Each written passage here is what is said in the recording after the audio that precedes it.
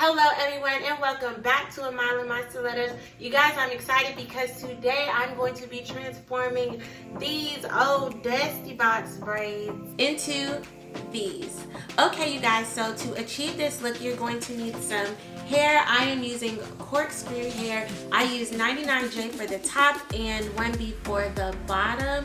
I use 5.5 packs of hair. You can use water weave. Some people even use the Marley hair. I chose to use this corkscrew hair because I wanted that dull shine that you're gonna get from either using the free tress water wave or this corkscrew hair, as opposed to the more dull look that you'll get using the Marley hair. And also this corkscrew was cheaper than using the water wave, so that's one of the things. And then also you're going to need a crochet needle as well as a lighter. Now, you only need the lighter if you are transforming your hair like I am. If you're already starting from having the box braids all over your hair and it's not transitioning from a previous box braid style, you won't be needing the lighter. And if you just want to get to the butterfly tutorial, you can fast forward to this point in the video. Okay, so let's go ahead and let's get started. So I'm not even gonna lie, doing these butterfly locks is a whole process and situation and transformation, but it's definitely coming along. So let me fill you in. What I do is I section off basically one row of braids at a time, just for easy, organization. And then I twist this top part up into a bun like so. And then I cut them evenly. So I'll pull down like this, and then when I get to, I'll cut it just a little bit longer, just to be on, the safe side. Because I can always trim it some more if I need to, but it was just good. So I'll go through and I'll cut it like that.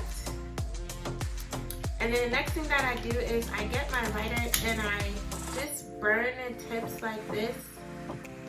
I'm not necessarily trying to make it a pointed end, but this is just to seal and make sure that the braid itself is not going to unravel. Alrighty everyone, so once you get to this stage where you have your single box plaits all over your head, you're going to start installing. Now the first thing that you do is you get your hair. To keep your hair from tangling, I go to the end and I unravel it a little bit on each side. So that's gonna help you make sure that your hair doesn't get all knotty. This is synthetic hair, y'all. And then you go to the middle and you just pull it apart, okay? So I use half at a time because I don't want mine to be like too big.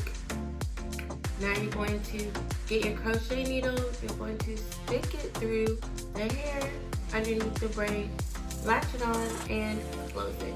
You do not need to pull it all the way through. Sometimes people pull it like halfway. You don't need to do that. Just pull it enough, like maybe like this much. Hold that part onto the braid and then start looping around.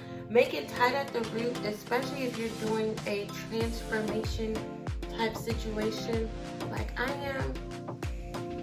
Try to get that nice clean look and finish. So I loop it around maybe like 3 or 4 times tightly, and then after you've done that, you're gonna start doing it loosely.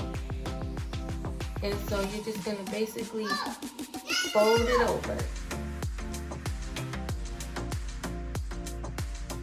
Now the key to this is making sure you're not doing it too tight so that you can get that butterfly look, but then at the same time not doing it too loose, because some of y'all butterfly wings look like they flailing in the end.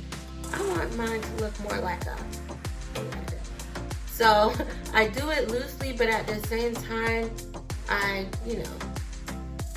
keep a good gauge of what's going on. If you want it to be thicker, then use more hair. So once I start getting down like this, in order to keep mine from coming loose, I just slowly start making my way all the way down the braid until the hair runs out, and then I get my other piece that I pull from the half. This is how I connect the rest of the hair. I make a loop around my finger, so I have a little circle like this. I pull this out. I'm going to put the loop on one side and then pull the hair through the loop all the way. And you guys, if you missed that, don't worry, I'm going to be doing it again. This is how you're going to make the loop. You're going to get your braid. You're going to put that circle around one side of the braid. If it's on the back side, that means I'm pulling these 2 strands of hair through the front side of the circle. And it helps to put your fingers through the hole because then you can grab. See?